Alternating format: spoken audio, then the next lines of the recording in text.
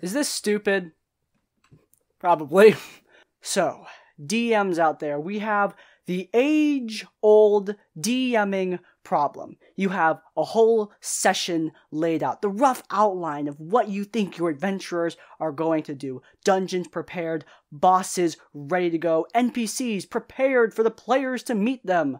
But then your NPCs skirt around everything that you prepared, and you find yourself just going, I had a goddamn plan!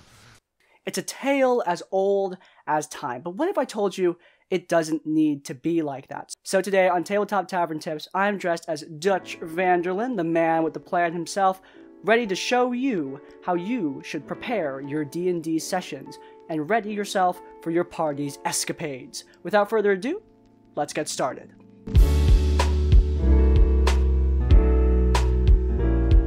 First and foremost, goals are the most important thing that you can have when writing out your Dungeons and Dragons notes. Now, I'm pretty sure everyone knows that you shouldn't script your sessions. You should make notes, but notes are very vague. Like, what do you mean by notes? Like a list of things that are going to happen? No, you can't do that. Frankly, it is impossible to know exactly what your players are going to do and the decisions they're going to make. On top of that, skill checks can very often change the course of a session. Like, for example, if your party are discovered in a castle filled with enemies on a failed stealth check, now there's a massive combat rather than a stealth incursion. That is a massive deviation from one path to the other, just based on a random dice roll. So, here's what I always do. Because it is impossible to know exactly what's going to happen, I write out goals for my D&D session. What do I want to accomplish in the 3, 4, 2 hours that I have with this game? If the party are finding a magical relic, that's their current quest, finding, let's just say, the Hand of Vecna. They're trying to find the Hand of Vecna, and in this session, my main goal is to introduce a cult that is competing for the hand, and introduce some lore behind the item itself. Those are two main goals. And within those goals, you can have sub-goals, so to speak. So for the cult, the party can be introduced to the rank and file members of the cult, maybe its structure or its leadership, something to communicate that these are the bad guys and how the bad guys work. And then for the lore, basic history on the hand so that they can get invested on what they're chasing for.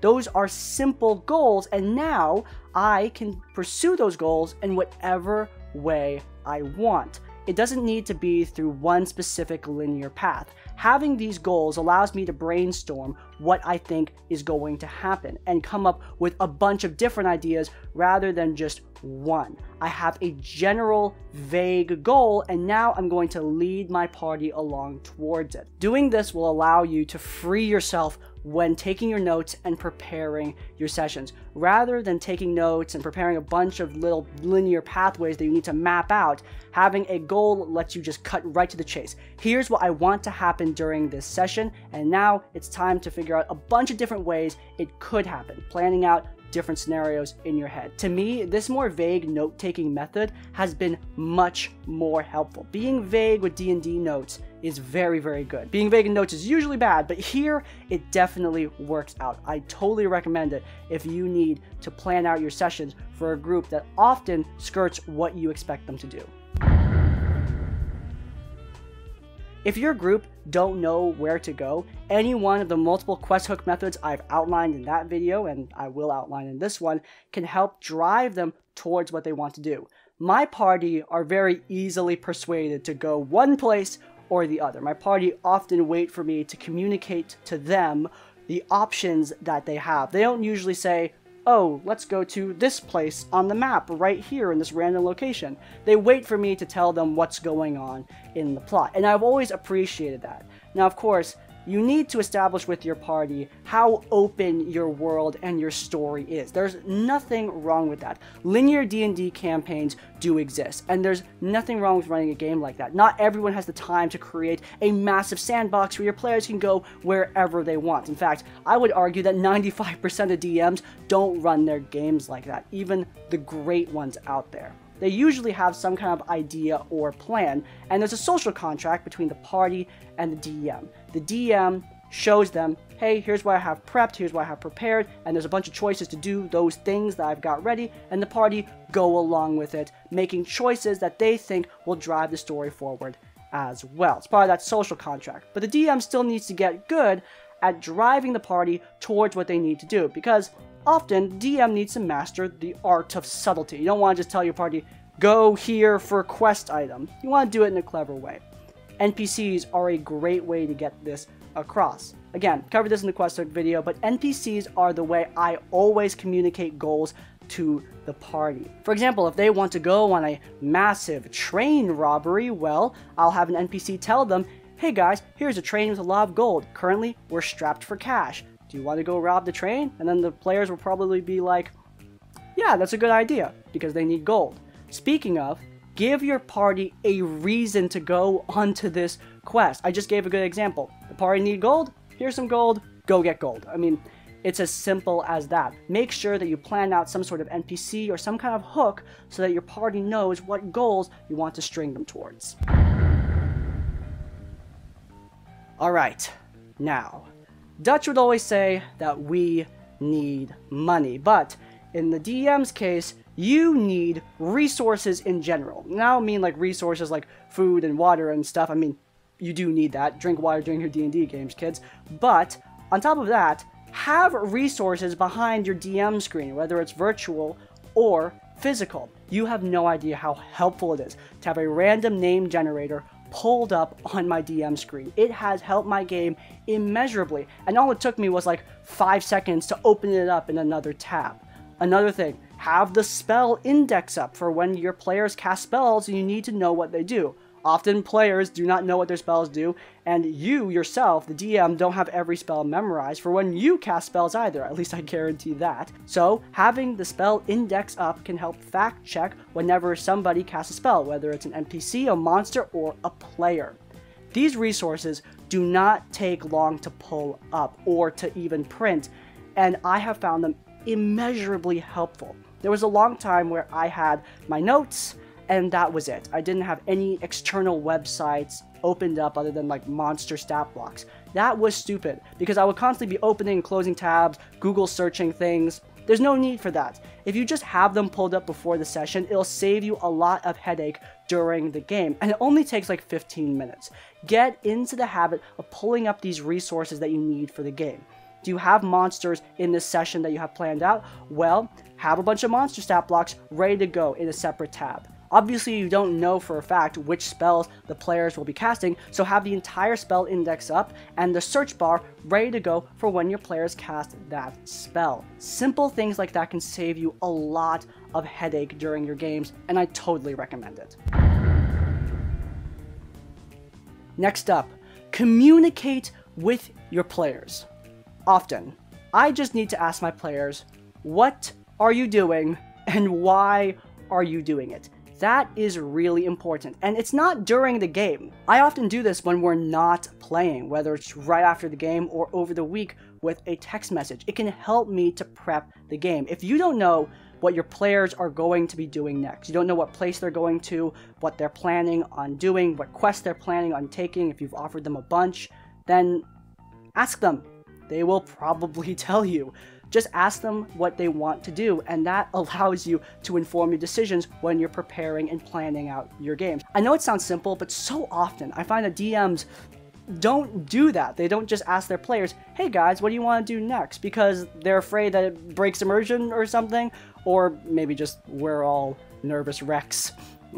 Just me.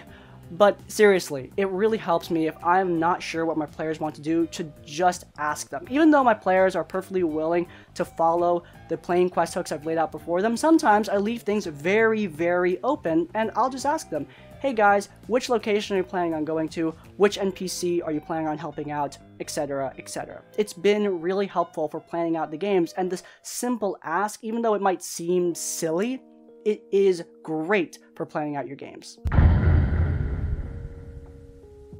Final tip, and this one might seem silly, but hear me out on this. The tip is simple. Don't stress out. If you've seen Red Dead Redemption 2, you know what happened when Dutch van der Linde got stressed. His plans all fell apart, and that can definitely happen to you as well. Now, of course, you're not getting chased by the Pinkertons all across the American West, but you do need to handle your players, and sometimes I do see that DMs get rather stressed out when prepping their sessions, and I have to urge you to not do that, at least to the best of your ability. Now, I know that that's hard. Just telling someone to not be... Now, I know that's hard. Just telling someone not to be stressed does not make them less stressed. I know, I've had experience with that. But don't worry. Remember that your players are not your enemy. They're your friend. Your players are here to have fun with you, to play the game with you. They're not there to judge your actions.